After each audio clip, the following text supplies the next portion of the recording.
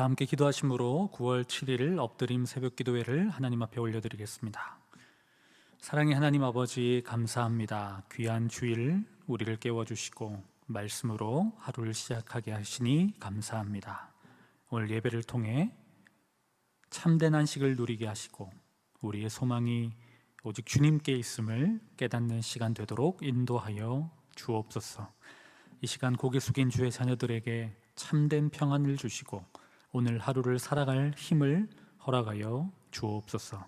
감사드리며 예수님의 이름으로 기도드립니다. 아멘. 찬송가 279장 함께 찬송하겠습니다.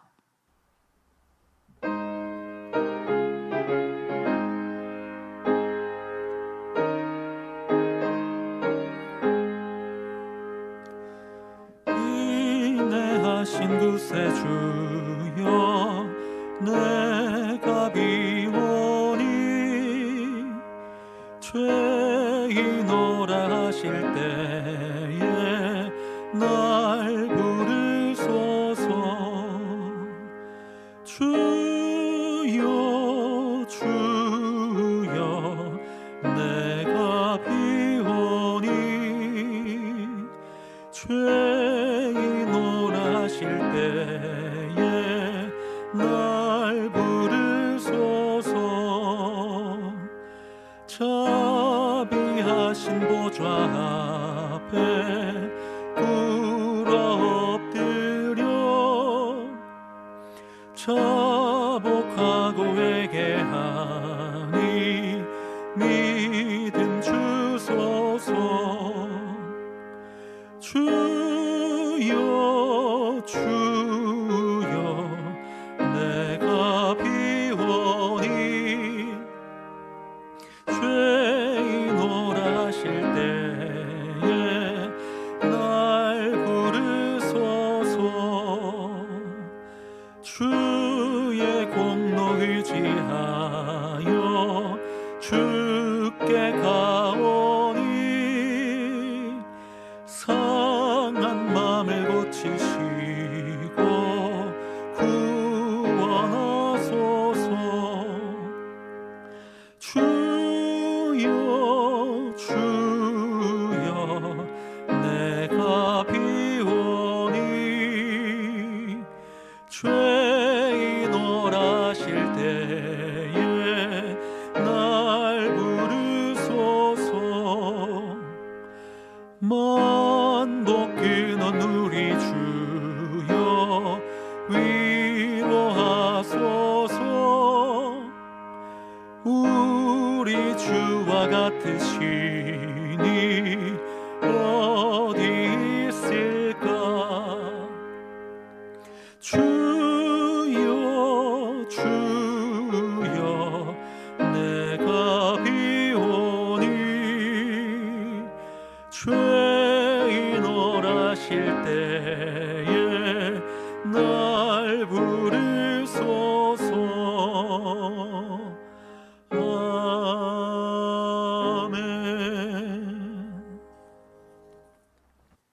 오늘 하나님께서 우리에게 주신 말씀은 로마서 3장 9절에서 20절까지의 말씀입니다. 생명의 삶은 56쪽에 기록되어 있습니다.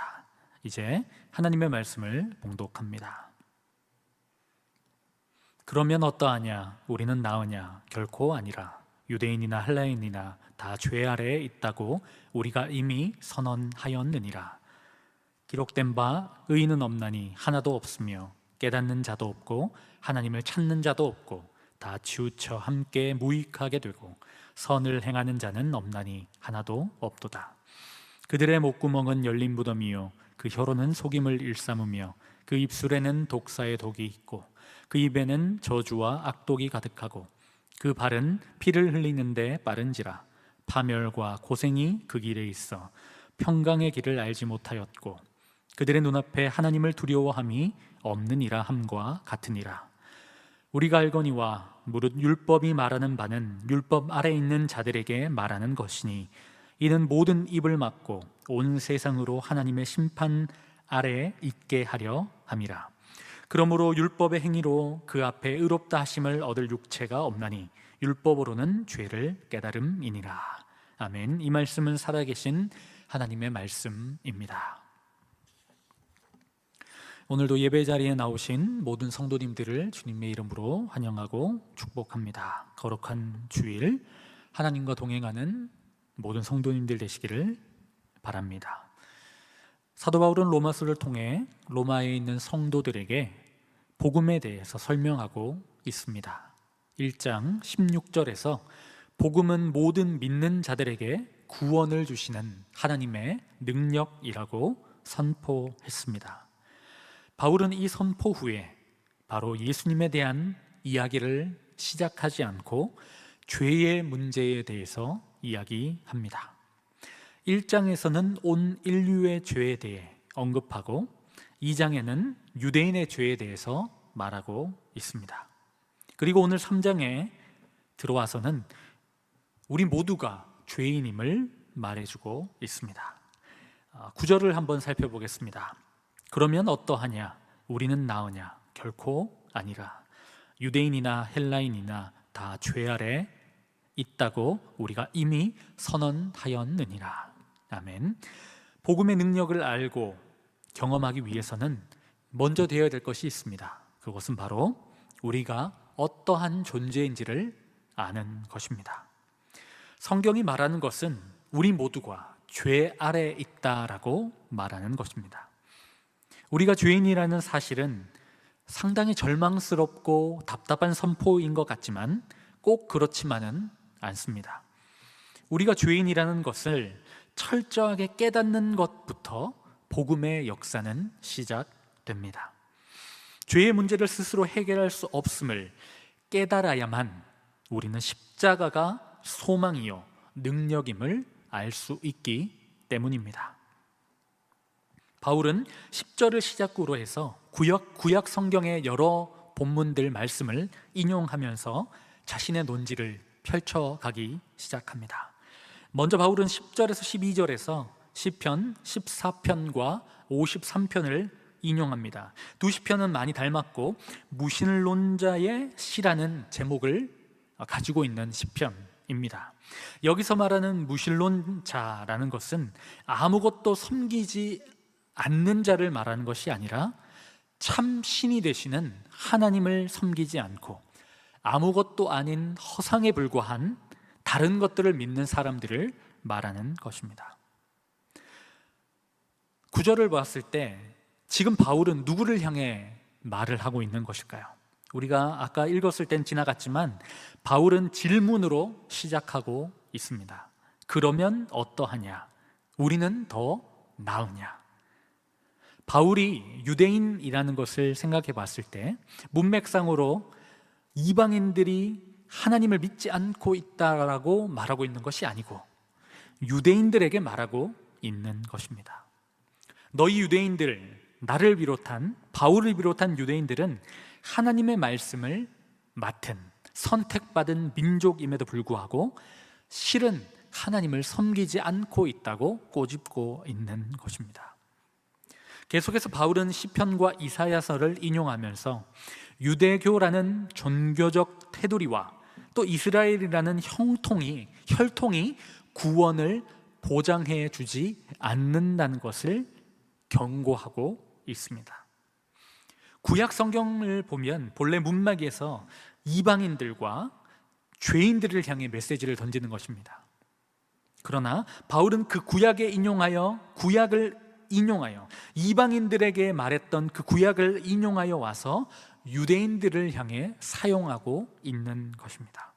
유대인들도 이러한데 이방인들은 더 말할 것이 없을 것입니다. 결국 바울은 유대인과 이방인, 즉 모든 사람이 죄 아래 있다라는 것을 논리적으로 말하고 있는 것입니다. 계속해서 바울은 법정에서 증거를 제시하며 말하는 것처럼 하나님을 향한 경외심을 상실한 악인들의 특징을 차례로 설명하고 있습니다. 의인은 없나니 하나도 없으며 그들의 목구멍은 열린 무덤이요 혀로는 속이고 입술에는 독사의 독이 있고 그 발은 피를 흘리는데 마르다. 그러니까 인간들의 마음, 입술, 행동, 관계 총체적으로 죄로 오염되어 있다는 것을 말하고 있습니다. 우리가 법정에 서 있어서 이 이야기를 듣는다면 누구도 반론을 제기할 수 없었을 것입니다. 이 구절들은 인간이 스스로 의롭게 될 수 없음을 선포하고 있는 것, 분명히 드러내고 있다는 것입니다. 여러분, 이 모든 죄의 뿌리는 무엇일까요? 아마도 18절을 한번 살펴보면 좋을 것 같습니다. 그들의 눈앞에 하나님을 두려워함이 없느니라 함과 같으니라.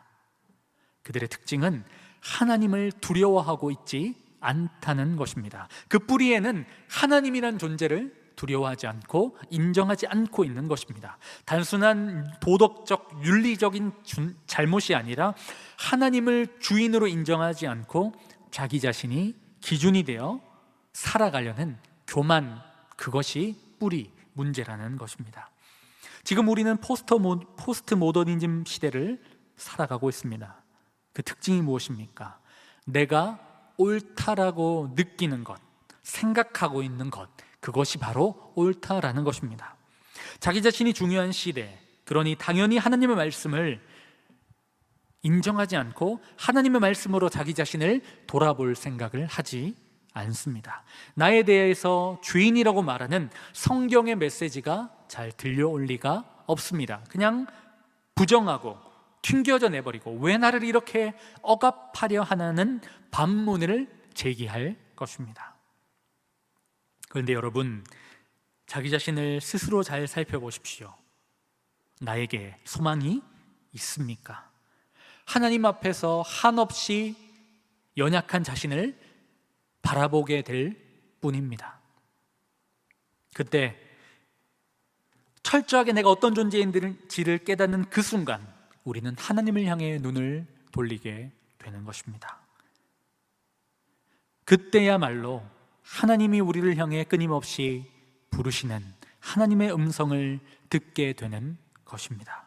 죄인임을 자각할 때 우리는 우리를 구원하실 수 있는 유일한 분이 하나님밖에 없음을 바라보게 되고, 그것이 바로 소망이라고 성경은 이야기하는 것입니다. 그렇다면 이러한 죄에서 자유함을 얻게 되는 해결책은 무엇일까요? 율법을 지키는 것일까요? 성경은 그것이 아니다라고 말하고 있습니다. 19절과 20절을 한번 살펴보겠습니다. 우리가 알거니와 무릇 율법이 말하는 바는 율법 아래 있는 자들에게 말하는 것이니 이는 모든 입을 막고 온 세상으로 하나님의 심판 아래에 있게 하려 함이라. 그러므로 율법의 행위로 그의 앞에 의롭다 하심을 얻을 육체가 없나니 율법으로는 죄를 깨달음이니라. 아멘. 유대인들은 율법을 지키면 된다라고 생각했습니다. 한번 생각해 보십시오.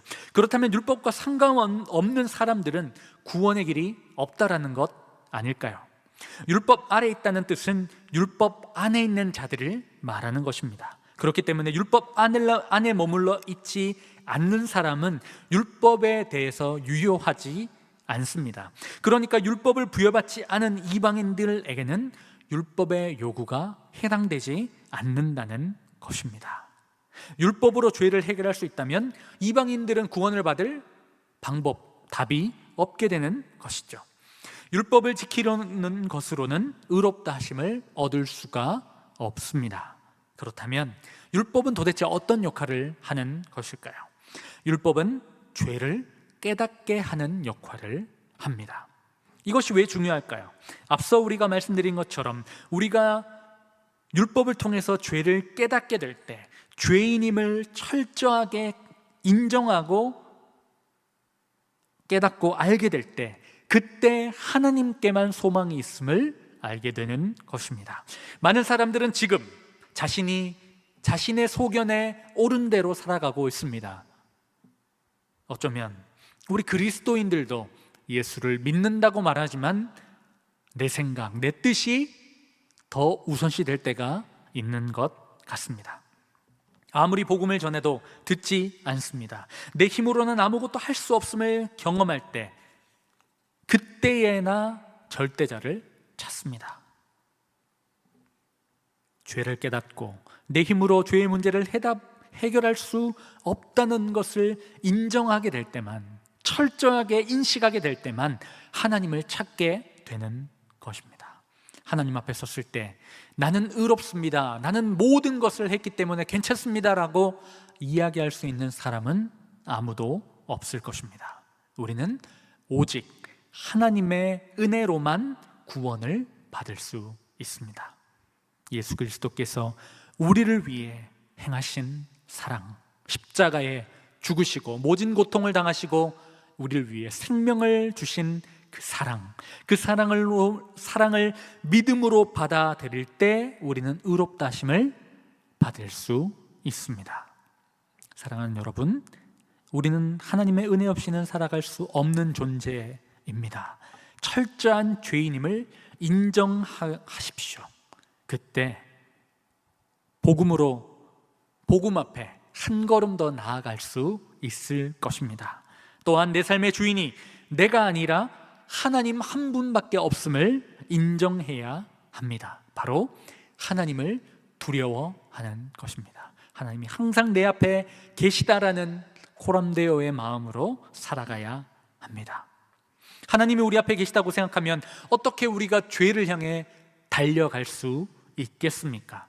우리가 하나님의 사람이라면 하나님을 두려워함으로 우리의 삶을 새롭게 변화시켜야 할 줄 믿습니다. 마지막으로 율법의 행위로는 의롭다 하심을 받을 육체는 한 사람도 없음을 기억해야 됩니다. 아무리 우리가 율법을 다 지키고 선한 일을 감당한다고 해도, 중요한 하나님의 사역을 감당한다고 해도 우리는 그 일이 우리를 정죄에서 벗어나게 할 수 없음을 깨달아야 합니다. 행위로 무엇인가를 충족하려고 하지 마십시오. 행위가 아니라 누림입니다. 그리스도께서 우리를 의롭게 하시기 위해 생명을 주신 그 사랑을 믿음으로 고백하고 그 사랑을 누리는 것입니다. 하나님으로 인해 만족하십시오. 하나님만이 죄 없음이라고 그 법정에서 선언하실 수 있습니다. 선포하실 수 있습니다. 우리가 자녀들이 무엇인가를 해야만 우리가 기뻐하지 않습니까? 자녀가 있는 그 자체, 자녀가 그냥 내 말을 듣는 그 자체, 자녀가 나와 함께 있는 그 자체가, 그 동행하는 자체가 기쁨이지 않습니까? 그분과 함께 살아가는 것이 그리스도인의 삶인 줄 믿습니다. 우리는 상대적인 것, 언제든지 변할 수 있는 그 어떤 것에 우리의 삶을 맡겨서는 안 됩니다. 절대적이신 분, 우리의 인생을 책임지시는 하나님께 우리의 인생을 걸어야 합니다. 그분만이 우리를 죄에서 자유케 하실 수 있음을 믿어야 할 줄 믿습니다. 세상에 소망을 두지 않고 유일한 소망 되시는 예수님께 소망을 두고 살아가시는 사랑하는 모든 주의 성도들 되시기를 주님의 이름으로 축복합니다. 주님께서 여러분들과 항상 함께 하실 줄 믿습니다. 우리의 힘으로는 죄를 해결할 수 없습니다. 그래서 우리는 그것을 철저하게 깨닫고 주님만이 소망이심을 기억하며 하루하루를 살아가야 될 줄 믿습니다. 그러하기에 절대 죄 아래 있다는 그 선언이 우리에게 족쇄가 될 수 없습니다. 절대 부정적인 것이 될 수 없습니다. 왜냐하면 내가 죄인이기 때문에 그리스도의 십자가가 더 귀하고 소망이 되고 아름답게 되기 때문입니다. 이 고백이, 이 믿음이 우리 가운데 능력이 되기를 간절히 축복합니다. 기도하겠습니다. 사랑하는 하나님 아버지, 감사합니다. 죄 아래 있는 우리들을 위해 십자가에서 죽으심으로 의롭다 하심을 경험케 하시니 감사합니다. 율법의 행위로는 구원받을 자가 없음을 기억하며 십자가의 사랑을 생각하며 감사하며 누리며 살아가는 모든 지체들 될 수 있도록, 주의 자녀 될 수 있도록 함께하여 주옵소서. 한 주간 특별 새벽기도회를 통해 새롭게 가을 사역을 힘차게 준비하게 하시니 감사합니다. 시작되는 모든 사역 위에 기름 부어주시고 우리 모두가 한 마음이 되어, 모든 성도들이 한 마음이 되어 주의 몸된 교회를 세워나가도록 축복하여 주옵소서. 허요한 담임 목사님 영육을 강건하게 하시며 주께서 주신 새 힘으로 안산제일교회를 더욱 든든히 세워가게 축복하여 주옵소서. 오늘도 귀한 예물 드리는 손길들이 있습니다. 감사함으로 드리는 그 손길 위에 축복하여 주셔서 힘들고 어려운 시기지만 하나님의 풍성하심과 위로하심을 경험하는 우리 모두 될 수 있도록 함께하여 주옵소서. 오늘 한날도 주님께 다가옵고 예수님의 이름으로 기도드립니다. 아멘. 하늘에 계신 우리 아버지, 아버지의 이름을 거룩하게 하시며 아버지의 나라가 오게 하시며 아버지의 뜻이 하늘에서와 같이 땅에서도 이루어지게 하소서. 오늘 우리에게 일용할 양식을 주시고 우리가 우리에게 잘못한 사람을 용서하여 준 것 같이 우리 죄를 용서하여 주시고 우리를 시험에 빠지지 않게 하시고 악에서 구하소서. 나라와 권능과 영광이 영원히 아버지의 것입니다. 아멘. 이 시간 기도하실 때 나라와 민족, 교회와 오늘 말씀을 놓고 계속해서 기도의 자리로 나아가겠습니다.